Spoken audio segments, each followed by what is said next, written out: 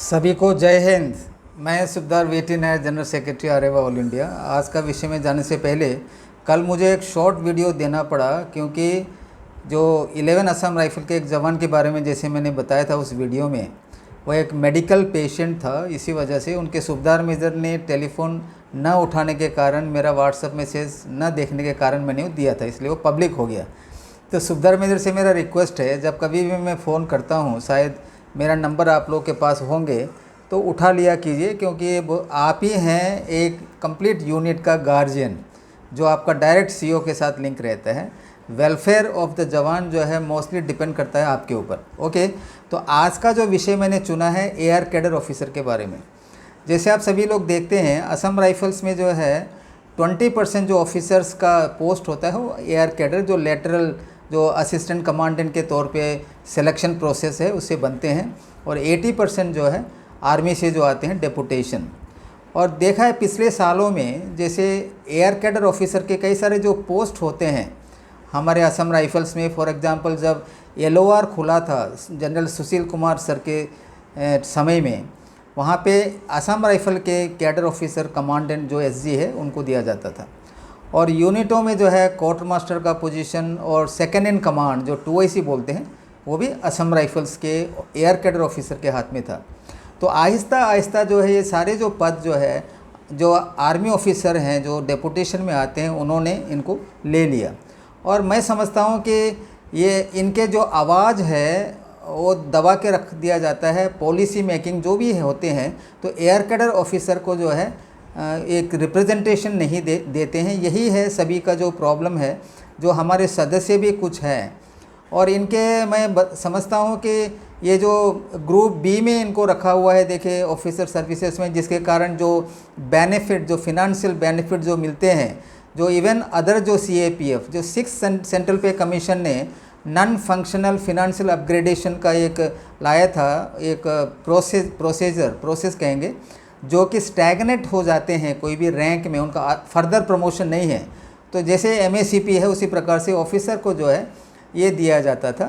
वह स्टार्टिंग में, जैसे मैंने एक वीडियो में बताया था, IAS ऑफिसर, क्योंकि पे कमीशन का जो है वो सेक्रेटरी होते हैं, वो अपने लिए तो कर लेते हैं, फिर बाद में जाके IPS, इवन आर्मी का जो ऑफिसर्स हैं सर्विसेज का, उनको भी कोर्ट में जाने के बाद हाल ही में मिला है।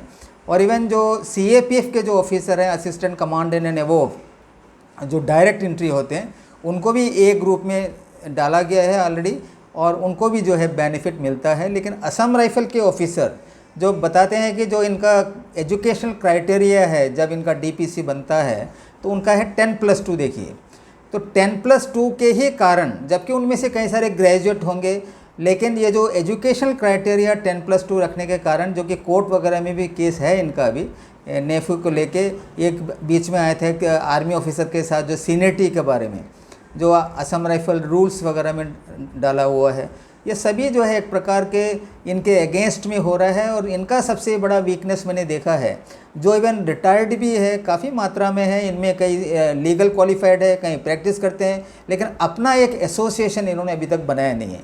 जो एसोसिएशन की ताकत कुछ अलग ही होता है।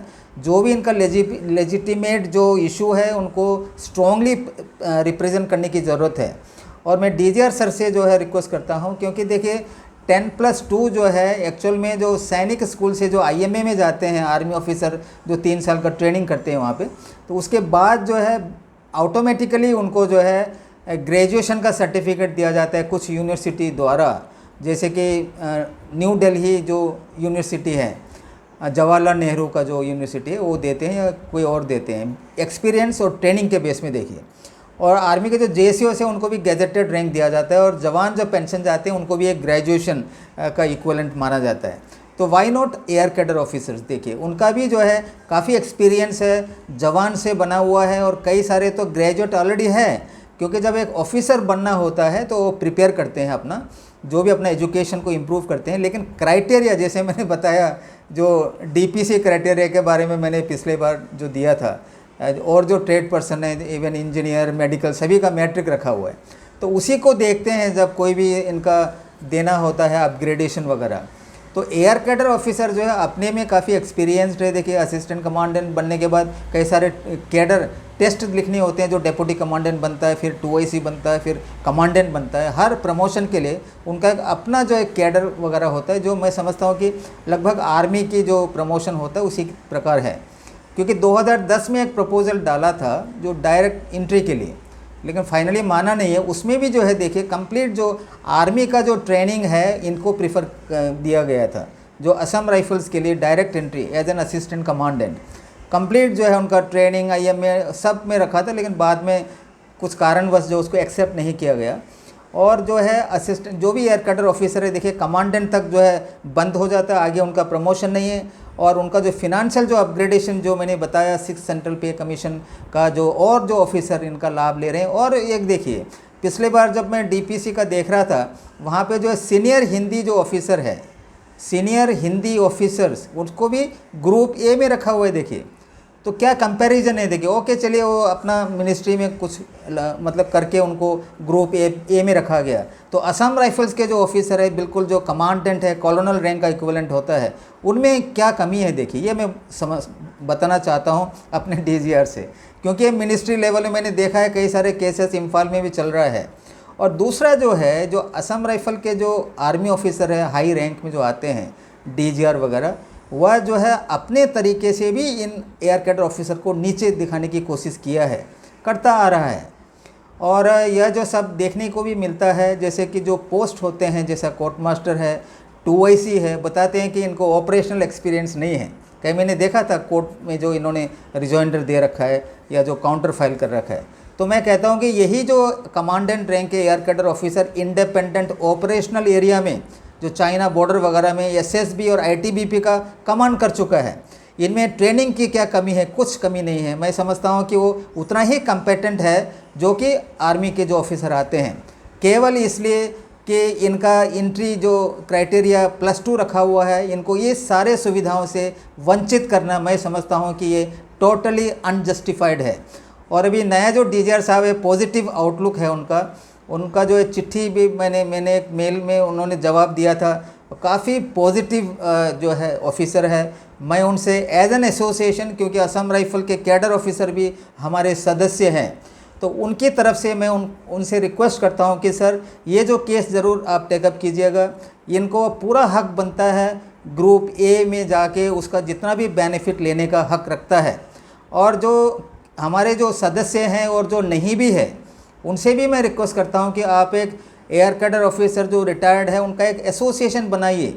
एसोसिएशन से क्या है, क्या फ़ायदा मिलेगा आपको कि उसका जो अध्यक्ष है, जो भी सेक्रेटरी जो भी बनेगा, आप एक डेलीगेशन लेके आप इवन होम मिनिस्टर से भी बात कर सकते हैं, जबकि आप लोग ऐसा किया नहीं है अभी तक। आपको केवल समय है कि आरेवा और सुखदार नायर का कुछ लोग ज़्यादातर नहीं, जो वो हमें क्रिटिसाइज़ करते रहता है, अपने बारे में सोचिए। आप लोग जो आपका जो कंट्रीब्यूशन है असम राइफल्स में बहुत बड़ा है, जो भी आपने डेपुटेशन में SSB और ITBP में किया वो आपकी जो तारीफ़ करते हैं, आप में वो सब क्वालिफाइड है। जो भी आपको आप में एक ऑफिसर ग्रुप A बनने का जो कुछ क्वालिटी चाहिए आप में है, केवल A B के फ़र्क से आप लोगों को बहुत सारे सुविधाओं से वंचित रखा जा रहा है। आप भी फाइट कीजिए, एक एसोसिएशन बनाइए और मीटिंग वगैरह कीजिए। हमारे साथ तो आप है ही हैं, क्योंकि हमें भी आपका अनुभव की आवश्यकता है। यह जो है बहुत ज़रूरी है। मुझे पूरी आशा है कि जो भी अगर 20% जो इनका है ऑफिसर का जितना होना चाहिए असम राइफल में, यदि वो कम होता है तो आर्मी डेपुटेशन को न फिलअप करते हुए असम राइफल कैडर ऑफिसर को ही प्रमोशन देके वो जो पोस्ट है 2IC और क्वार्टर मास्टर में रखिए, क्योंकि उनका अनुभव है। वही है एक ऑफिसर जो कि असम राइफल में लगातार जवानों के संपर्क में है। आर्मी ऑफिसर आते हैं 2-3 साल के बाद चले जाते हैं, उनका उतना कनेक्ट नहीं रहता है। जवानों का जो पल्स है वो एयर कैडर ऑफिसर समझता है। और मैं सभी से रिक्वेस्ट करता हूं कि इनको रेस्पेक्ट दें। और एक बार और मैं DG साहब से रिक्वेस्ट करूंगा, सर इनका जो केस टेकअप कीजिएगा। और ये जो सीनियरिटी का जो इशू है वो भी अनजस्टिफाइड है। एक जो इवन इन्होंने रेगुलेशन में भी जो किया था, लेकिन एयर कैडर ऑफिसर को जो है पॉलिसी मेकिंग में भी इनका ओपिनियन लेते नहीं है, जहाँ तक मुझे याद है या जो अनुभव जो बताता है। उनको भी कंसल्ट कीजिए। और एक आर्मी ऑफिसर जैसे एक सब्सटेंटिव रैंक जो मेजर आते हैं, जो डेप्यूटी कमांडेंट है वो 10-12 साल से, तो उनसे जूनियर माना जाता है, वो भी सरासर गलत है। ये सब के ऊपर विचार करने की ज़रूरत है सर। आज तक इतना ही। जय हिंद, जय आरेवा, जय भारत माता, सत्यमेव जयते।